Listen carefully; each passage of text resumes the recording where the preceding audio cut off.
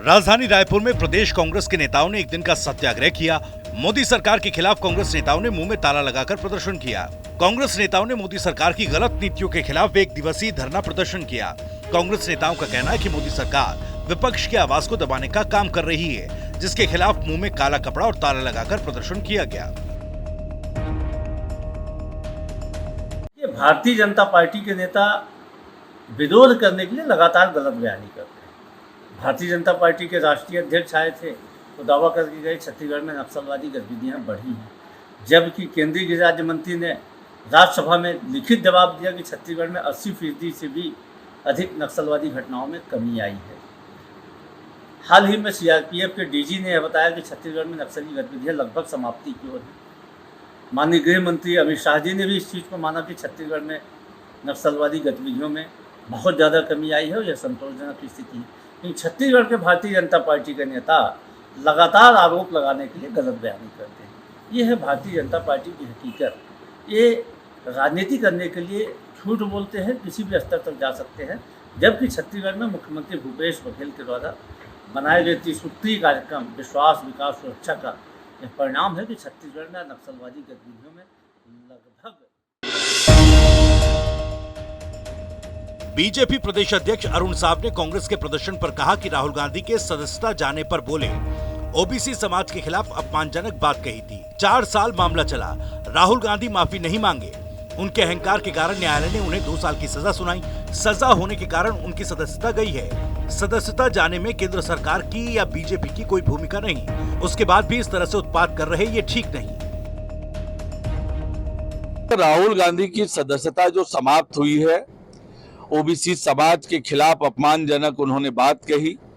4 साल मामला चला, राहुल गांधी माफी नहीं मांगे, अहंकार में रहे। उनके अहंकार के कारण, माफी ना मांगने के कारण न्यायालय ने उन्हें 2 साल की सजा सुनाई और 2 साल की सजा होने के कारण उनकी सदस्यता गई है। और सदस्यता जाने में केंद्र सरकार या भारतीय जनता पार्टी का कोई भूमिका नहीं है। उसके बावजूद भी जिस प्रकार से ये उत्पात कर रहे हैं, ये ठीक नहीं। केंद्रीय गृह मंत्री अमित शाह ने नक्सल प्रभावित सुकमा जिले में अधिकारियों के साथ बैठक के बाद फॉरवर्ड ऑपरेटिंग बेस का जायजा लेने पहुंचे। इस दौरान अमित शाह सुकमा जिले के नक्सल प्रभावित पोटकपल्ली गांव पहुंचे। यहां उन्होंने हाल ही में खुले सुरक्षा बलों के कैंप का निरीक्षण किया और जवानों की बैठक भी ली। अपने दौरे के दौरान अचानक गांव के सरकारी स्कूल भी पहुंच गए और वहां बच्चों को पढ़ाना शुरू कर दिया। और जब अमित शाह स्कूल से निकलने लगे तो उस वक्त बच्चों को टॉफी भी बांटी।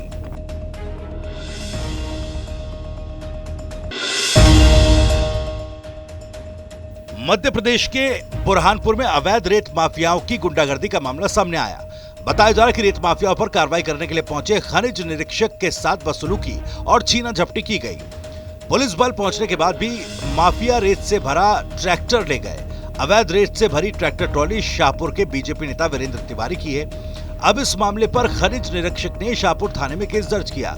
इस पूरे मामले पर एसपी राहुल कुमार लोढ़ा ने बताया कि जल्द ही दोषियों पर कार्रवाई होगी।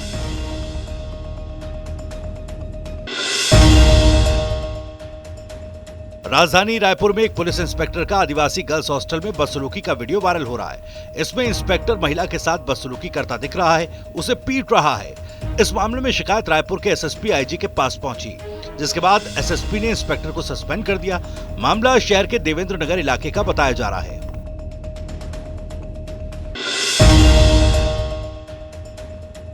मध्य प्रदेश के मुरैना के सेंट मैरी स्कूल को आपत्तिजनक सामग्री मिलने के बाद सील कर दिया गया। प्रदेश के बाल संरक्षण आयोग को कई दिनों से स्कूल में प्रिंसिपल के शराब पीने की शिकायत मिल रही थी, जिस पर बाल संरक्षण आयोग की सदस्य निवेदिता शर्मा ने स्कूल में जाकर सच्चाई जाननी चाहिए। स्कूल में प्रिंसिपल के रूम में जांच करने पर शराब की बोतलें और आपत्तिजनक सामग्री मिली। जिला कलेक्टर के आदेश पर जिला शिक्षा अधिकारी ने स्कूल को सील कर दिया।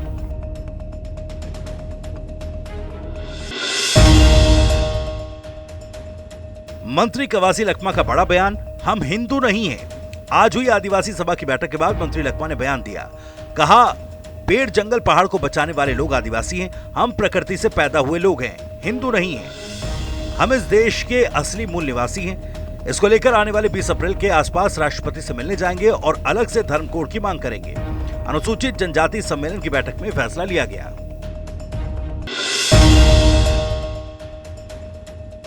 शहर के उन्हेल में सरकारी तंत्र की नाकामी का खामियाजा स्कूली बच्चे भुगत रहे हैं। यहाँ शनिवार से शुरू हुई 5वीं और 8वीं कक्षा की परीक्षा व्यवस्था फेल नजर आई।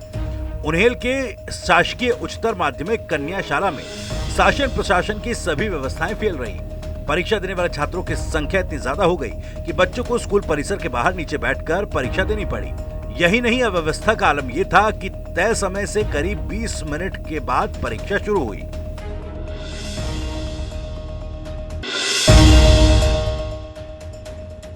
मुख्यमंत्री शिवराज सिंह चौहान के आदेश पर सागर में बिजली विभाग के 2 कर्मचारियों को निलंबित कर दिया गया। साथ ही उन पर विभागीय जांच भी बैठाई गई। इसके अलावा 2 अन्य आउटसोर्स कर्मचारियों को भी नौकरी से हटा दिया गया। दरअसल बहू के नाम पर बिजली बिल बकाया की वसूली के लिए आरोपी कर्मचारी सास के घर से सामान की कुर्की कर ले जाने लगे थे। उस समय महिला नहीं रही थी, जिसके बाद वो आधे कपड़ों में ही कर्मचारियों के पीछे दौड़ पड़ी और गाड़ी में लोड हो रहे अपने सामान को वापस रख पाया। पूरे मामले में प्रदेश के ऊर्जा मंत्री प्रद्युम्न सिंह तोमर ने कहा कि कर्मचारियों पर कार्रवाई की गई। इसके साथ ही विभाग के संबंधित सीनियर अधिकारियों को भी नोटिस दिया गया है। मेरे संज्ञान में अभी रात्रि में सागर की घटना आई, जिसमें कुछ कर्मचारियों ने एक महिला के घर से सामान उठाया। मैं स्पष्ट कर देना चाहता हूं कि हमारी सरकार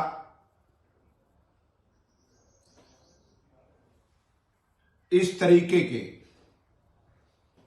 वसूली के पक्ष में नहीं है, ना ही कोई ऐसे निर्देश हैं। जिन लोगों ने, जिन कर्मचारियों ने ये त्रुटि की है, उन 4 कर्मचारियों को हमने सस्पेंड कर दिया है और वहां के एससी को नोटिस भी दिया है।